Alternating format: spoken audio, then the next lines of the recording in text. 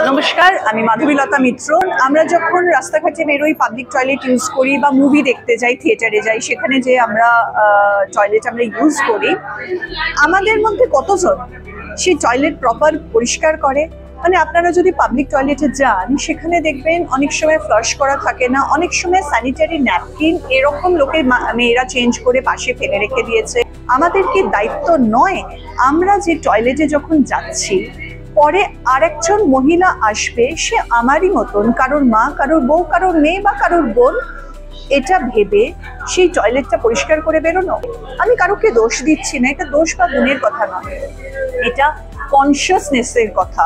অপরিষ্কার toilet use করলে ক্যান্সারের মতন বড় অসুখও হতে পারে। ক্যান্সার ছেড়ে দিন, যদি ইউরিনারি ট্র্যাক্ট ইনফেকশন হয়, তার থেকে একটা মেয়ের জীবনহানি পর্যন্ত হতে পারে। শুধু বাড়ি টয়লেট পরিষ্কার করলেই চলবে না। আমরা সারাদিন যারা বাইরে কাজ করি, এদিক ওদিক বিভিন্ন জায়গায় ঘুরে বেড়াই, প্রচুর মানুষ টয়লেট ইউজ করি। আমাদের প্রত্যেকের দায়িত্ব সেই পাবলিক টয়লেটগুলো পরিষ্কার করা। আসছে একটি মুভি, সুনেত্রা সুন্দরম।